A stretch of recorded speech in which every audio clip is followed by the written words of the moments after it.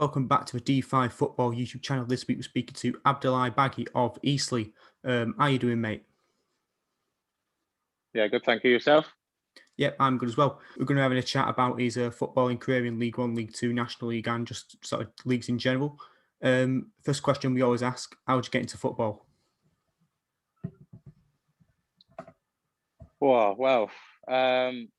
I first originally come into this country when I was 7 years old from Sierra Leone, due to being a civil war. I was in Sierra Leone where I was my hometown. So we moved here, my parents, when I was 7, and then got into football when I was 8 years old, and then started doing just playing park football really, and then met family, which they had a team as well, a little boy as well, same age as me, and I just started playing football for a year, and then just started enjoying it. But I think as a young kid, I played football in the streets back home in Sierra Leone, which obviously is not a grassroots football where there's grass and stuff to play. So it's all a lot of concrete, a lot of stones. So we would just play what we get given. Basically, it might be a rock to have a kick about, or it might be a sponge, or it might be anything really. It might be a crisp packet. But it's just kicking the ball around, which matters, which I love doing as a young kid, and I always knew what I wanted to be, I wanted to do since a young age. So for me, it's just I started very, very young, and which I enjoyed it, and then I just obviously carried on, and for where I am now, I'm 28 now, so which has always been what I've always loved doing. And when was it that you sort of then realised, sort of got involved in? Was it an academy or scouts, and sort of then started somewhat getting involved in the professional game, or at youth level?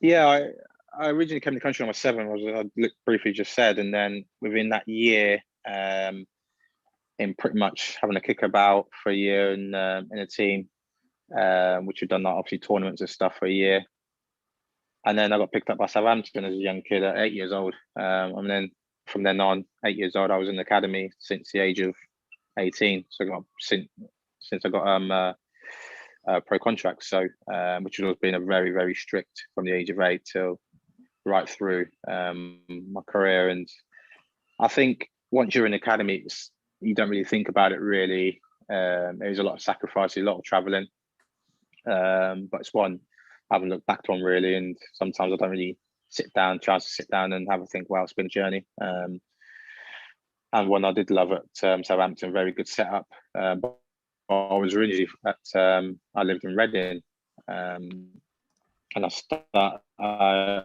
there for a little bit as well.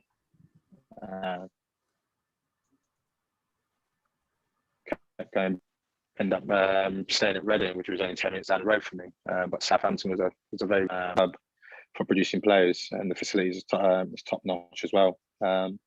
Which is a no-brainer for me. Obviously, I had to catch up with schooling and stuff, and during the week traveling there, and it got a bit too much for me. And then obviously, I just wanted to be near to home and finish my schooling, which my original parents wanted me to finish school basically because that was important to them as well, and as well with me. But bear in mind, I still went back in my head I wanted to be a professional footballer. So I've obviously finished my schooling, and I went to apprenticeship at Reading, and then lucky enough, one of the lucky person to get a professional contract, and then I never looked back. And during the period of probably say 2009, 10, 11, 12, you had these loan spells at League Two and National League clubs, non-league clubs, but not really playing. You weren't always in these loan spells. You weren't always playing every single game. It was a game here or whatever. Summarising those spells, then what was that like before? Obviously, you got your move to Tranmere. We'll speak to that in a minute. What was those sort of loan spells like? Tricky. In terms of, I would say, getting my first pro contract at Reading, and then going on loan to Rotherham, I believe my first spell, and moving over from Reading to Sheffield in a hotel for 5 months was very difficult on my own, and obviously had to fetch my own food and try for my own washing and stuff, and obviously trying to eat healthy, live in a hotel probably isn't the best idea, but you just got to try and find the best solution really, and find ways that you can try and eat healthy, which I think looking back now, it's that's what probably let me down in terms of the eating side of it. I think being in a hotel for all that long, and rather than obviously having your own place to put up into an apartment where you can afford to cook and stuff, and that obviously plays a massive part in growing up and stuff really. But I think on the pitch side of it, being that young and playing that many games at that age, I still have some regrets in terms of could have done more, could have played more. But looking back as well, thinking, right, not many 17-year-olds end up playing at Wembley and losing the final, which was very heartbroken. But it was a good experience for me on and off the pitch. But I think the massive part is obviously going at Wembley, 17-year-old, and experience that, but also playing men's football, but also League Two football, which not many people that age get that chance to, because a lot nowadays is trying to obviously play in a conference or league below to try and work your way up. And for me, I was very grateful for that, but I could have done more in terms of playing more and trying to hit the ground running really. But I think the flip side of it is knowing the game as well, being in the right position, but that always comes from playing week in, week out. And if the goal doesn't come, then you know what areas you need to be and stuff. And that's where I didn't really grasp it at a very young age. And that's what I think that let me down a few years then down the line to not scoring enough goals, not creating enough chances. And I learned from that, definitely. And then you got your move to Tranmere. How did that move come about, and what attracted you to Tranmere? It was Ronnie Moore, where I was on loan at Rotherham. He was my gaffer there, and he was different. He was very hard on me, especially in terms of he always wanted more from you, but also physical side of it. He's always been demanding. I would say, especially in training, pre-season was always hard under him, but it benefited me at Tranmere.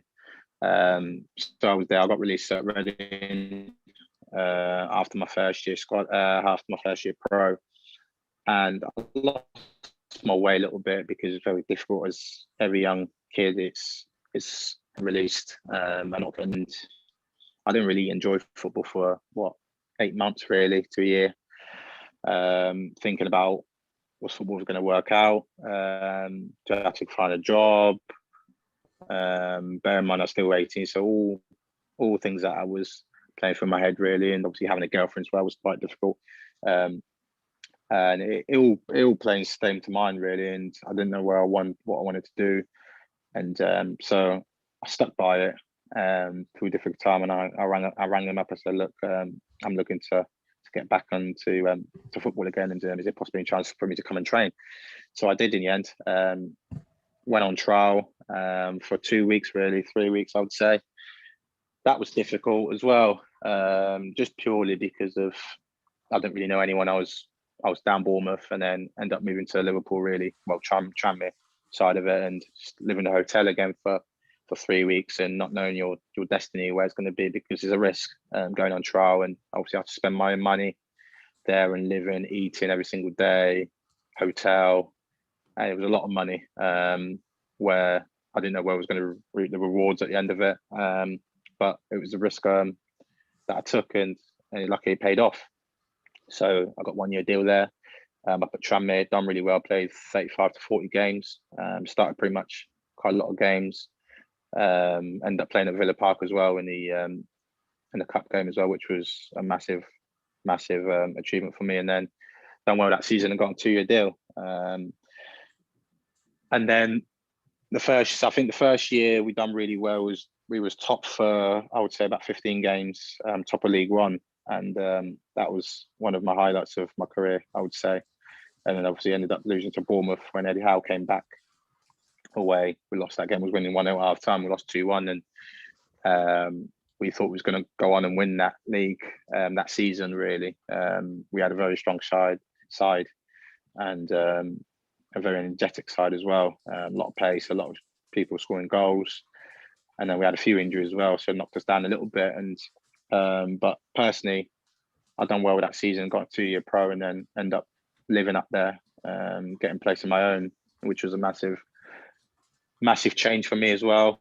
A bit more security, which football you never really get nowadays. And then second year was good as well. The first bit of the season, hit the ground running. And then Gaffer really more got sacked in the end. And then new Gaffer came in, and I hit the ground running that season as well. And I got picked up an injury, unfortunately. And then took me for a while. I done my medial. I was out for like 17, 18 weeks in the end, and then didn't need any operation, which was good. And then came back, played quite a few games, not as much as my first season. And then we ended up finishing about 12th that season. So we were quite disappointed on that side of it, which we should have really ended up in the playoffs, or at least in around top two, or try and get promotion. So we were disappointed. Obviously, I still had 1 year left on my contract, my last year. And then Gaffer got sacked again, and then Mickey Adams came in. And my last year, I thought, was very difficult for me in the way I got treated, on a personal note, which I don't agree on to anyone. It's not just talking about myself, but how I got treated was unfairly, trying to get me out of the football club. But yeah, I get obviously the style of play. Every manager has a different style of play. But I think everyone deserves a chance and try and prove themselves, regardless what style of play it is, which you can offer. It might be you have to adapt to a few different things, the way you play, to try and get into force wearing team. But I never got given a chance, and people question, say, well, why is he Baggie not playing and stuff? And I felt hard done by. So he was trying to get me out of the club, 4, 5, 6 bids, and try and get me off the wage bill, which I think people don't really know that side of what happened at my time in that family last year, and I've not really spoke about it for a while.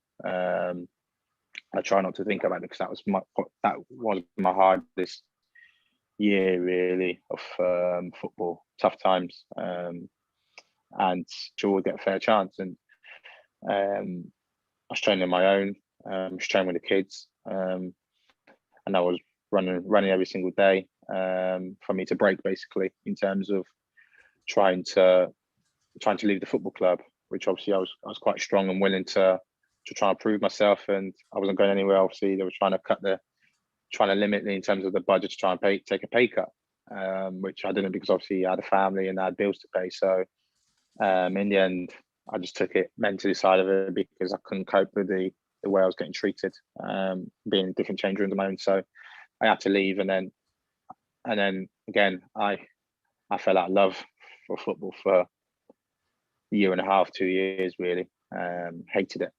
Hated football really, to the point where I wasn't even watching it. Just didn't really know what was going on in the football side of it really, and just wanted to move back home down to Bournemouth, which we did in the end.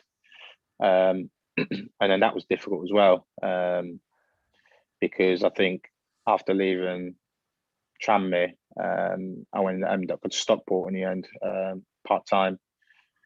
And it wasn't about the money really, personally, going part-time. I just wanted to play, because that last year was a terrible time for me. So I just wanted to go wherever it was. So I ended up staying in Stockport and got a few niggles there, done my hamstring a couple of times as well. Pre-season, I was out for 14 weeks, and that was frustrating for me. And I just called time, and you know what, I need to head back down south again. And then because my body was reacting to part-time football, and I was missing home, and things weren't going well up there after my last season at Tranmere. So I just wanted to be where I felt a bit happier, near my friends and stuff, because I nearly been at Tranmere for 3 years, nearly 4 years. So I just wanted to head back down south for the missus, which we did. And then ended up at Paul Town, and that didn't really work out either, really. So that was quite difficult. So, but Tranmere, I would never. That was probably the highlight. The first 2 seasons was the best time I had at the football club, and I still have a place in my heart always. I'd always still check how they're doing and how they're getting on, scores and stuff. And no, definitely.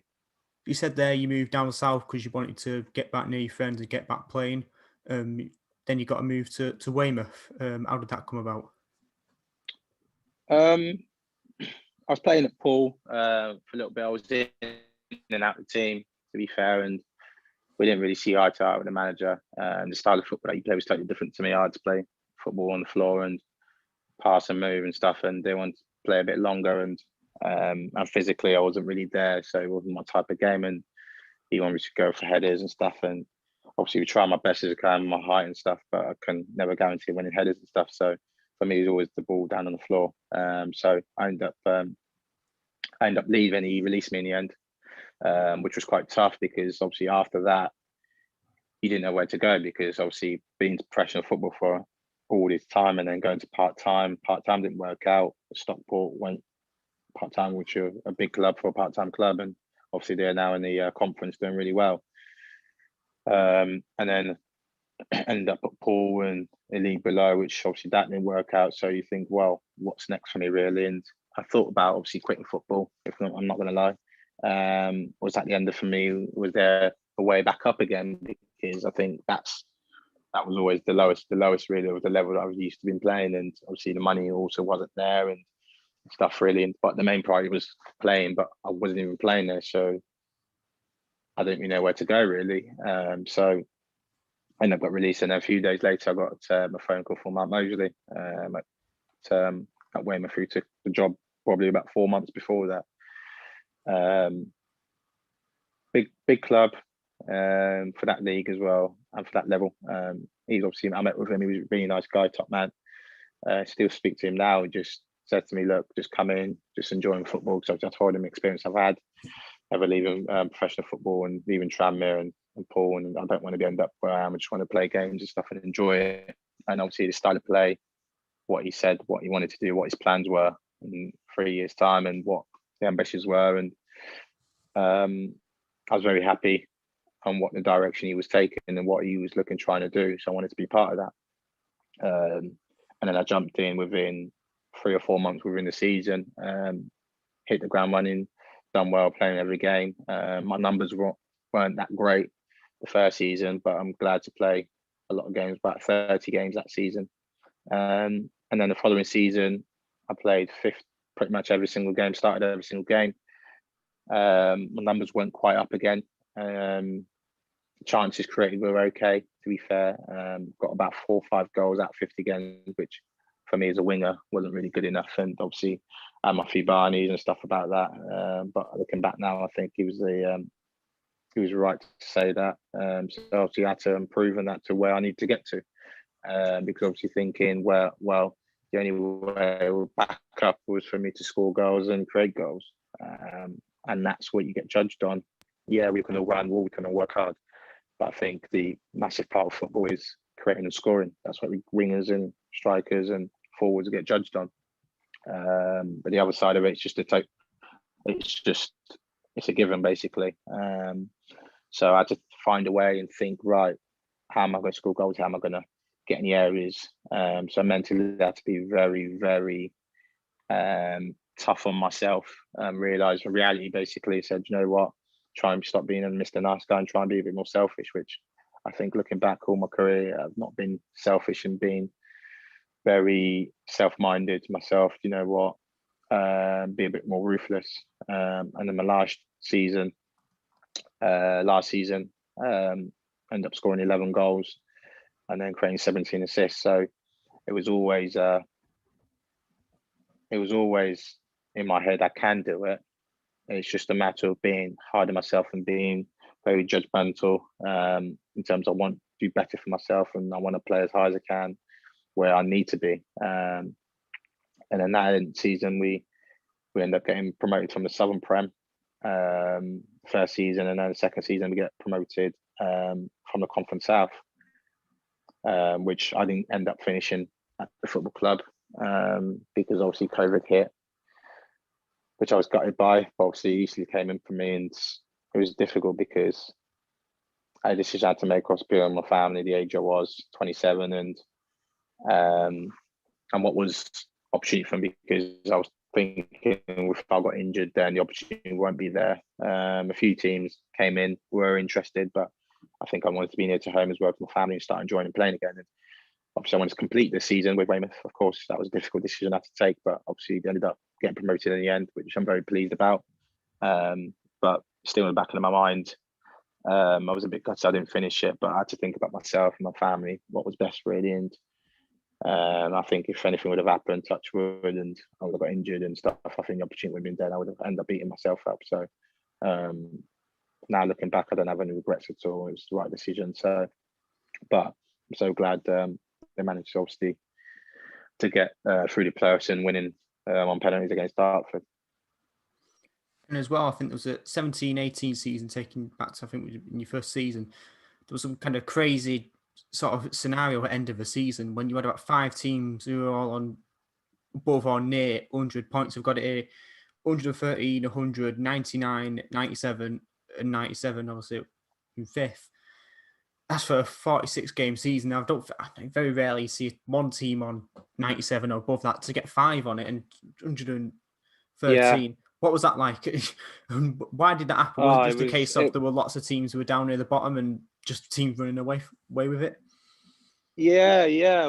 I think the top teams started picking up very early, and there was a fine margin of like people stretching away quite early. It was us, Kings Lynn, and there was a few other teams in there, and it was I think it might have been Hereford, the one. There's a lot of teams in there, quite big clubs in there, and we ended up losing in the semi-finals, going Kings Lynn away. 3 cracking goals, worthy winners as well to win the tie as well. So, which was very hard, but I think we went down hard about that, and then we ended up getting promoted the following year from there. So, I think any given year, with them many points as well, I think we'd get promoted definitely. But as you said, it's very unheard of, really. So many teams are getting that much points, and we ended up getting that many points on the board and not really getting promoted, really, and then still not getting promoted for the playoffs. So, which is, playoffs is always a 50-50 chance. And the manager as well, you spoke about him, Mark Mosley. Obviously now moved on from Weymouth, but what was he like for you, and what was sort of his strengths for getting the best out of you? Very demanding and very hard, in the way of he was very perfection and how he wanted to do things and how he wanted to play. Stuck anywhere, has always wanted to play from the back. How I see myself, even when our football finishes, I like to play from the back, and our football should be playing on football and trying to pass and move, and obviously play in the right areas as well, and people be comfortable on the ball even when they're marked. Getting half turns and playing 1-2s and scoring goals and being effective, being dominant, seeing a lot of the ball, getting to spaces, getting in behind, and it's doing intelligent run, and I think it's more patterns of play we used to do quite a lot. The well-drilled team in that sense. So he was very particular in how he wanted things, where to go and where you need to be when the ball was in one side. So, and that's credit to him, and look where he is now. And I think he will do a good job there, of course. I think the way I like to play as well has always been pass and move, really, and get the ball on the floor and try and use my strength, and everything was involved around me at that football club, at Weymouth when we got promoted. So, and other players that were always winning runners and working hard, but I think it's more the flip side of me and a person knows where I took all I can from him, and I also use my strengths as well to see, right, I can do this. I can be the main person to take the initiative. Obviously, we had a good ship. He ended up moving to Southend and the year before, and I just thought, someone needs to take the reins, and someone needs to take the initiative to scoring goals, because he was the main person scoring goals, and it was run away with like 38 goals a season. And obviously, we try and chip in as much as we can during the season, but we're never going to reach that. But someone who had the initiative, so I thought, I need to step up to the plate, and the last season I did, and it was good times, yeah, for sure. Just the way he played and the style of play, and the players we had were very good. And then you said you moved on to Eastleigh. What's it been like this season back in the National League for you, and with how the team are doing this season? You must be very pleased with that. Yeah, definitely. First 5 games I started, done well, and I got injured. Done my medial, and I was out for a couple of weeks since, and then it was tough because I couldn't get back in really. Fitness wise, I was chasing and stuff, and and I getting niggles and stuff really. So that's been tough for me. And the flip side of it, so hopefully I'm out. Should be back training on Thursday, so hopefully that's the worst of my niggles and stuff really. But the team's doing really well. Good bunch of lads, very good team, a very organised team, and we always work hard for each other. As I said, we still try and play, try and get ball on the floor and try and play in the right areas. Obviously, when it needs to sometimes go a bit long, we can. But obviously, when it's the right time to play, we try and play. But I think the conference is a very tough league to get out of, because you got a lot of big teams that used to be ex professional clubs at League Two club and League One, and Football League, and obviously they know pushovers. And you got the likes of Notts County, you got Stockport, you got Solihull in there, you got Hartlepool, Dagenham, Barnet. So there is a lot of teams that are in there who are looking to try and get promotion, and obviously we're no different really, and we're sat in a good position at the moment. Obviously, still another 22 games to go, and all can change. As you know, you only need to lose 5 games, you're near the bottom, and if you need win 5 to 7 games, very quick space of time. And obviously, we went through a sticky patch, and then obviously 8 games on, we're still unbeaten, and we're sat nearly in the playoffs. So that's how sometimes it's thin margins, really. Obviously, when you are winning, you don't get too high, and when you're losing, you don't get too low, because things change. Football change a split second, and but so we just got to keep going, and obviously the aim is to try and get in the playoffs or more, but it's still a long way to go, of course. What do you think this Eastleigh's team biggest strength is that if utilised properly and with a bit of luck, of course, would hopefully keep the team up near top of the league?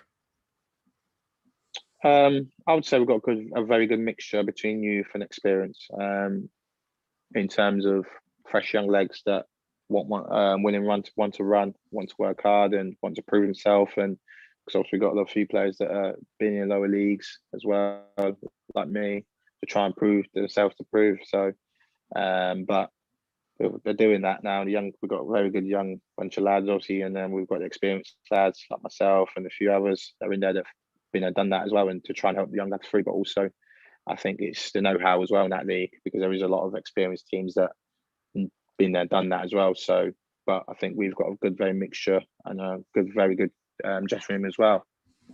Obviously, the main priority is on the football pitch, really, and if we can try and emulate that on that, then we try and do the best we can. We try and work hard for each other, show quality on the football pitch.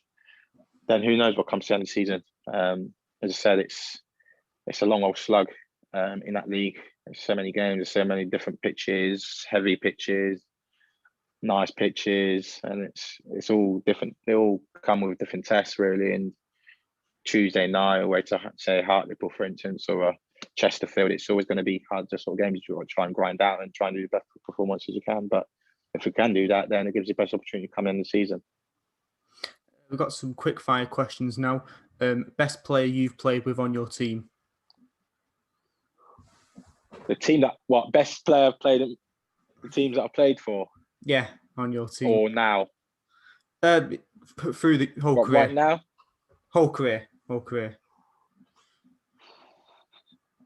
I would say Gylfi Sigurdsson, when I was at Reading, training with the first team. He was a very determined person in terms of he always stay extra, do training. He's always the first one at the training ground, always the last one to come out training, always practice free kicks, and he was always destined to go right at the top. And not also that, but he was a top bloke, always down to earth, always having a conversation with the young lads, or when I was younger, lads coming through the academy and trying to help you and stuff. I would say definitely Gylfi Sigurdsson. Best stadium you've played in your career? There's no doubt it's got to be Wembley for sure. And being 17. I've had a few trips I've lost for one, which is good. So hopefully one day I will touch foot again in that stadium. Advice you would give to younger players looking to get into the game? I know the old cliche is work hard, but I would say the most important thing I personally believe is self-belief, and just you've got to believe in yourself. I think if you don't believe in yourself, then no one will, because obviously managers will always pick the team, and you've got to try and prove yourself that you are worthy of playing. And you also always 100% got to back yourself. And obviously, the other side of it, you've got to have that control, arrogance about you, but you also got to be confident in your ability. You can do the goods really, and also that side of it, you've got to still work hard off the pitch as well, look after yourself, and make sure you give you the best condition as possible to do that. This question, I think, stumps a few people at times, and it's sort of quite an interesting one. Gets them thinking a bit. If you could change one result moment from your career in the past, go back in a time machine, change it, and see the alternate timeline of what would have happened if you changed that moment, what moment would you change and why?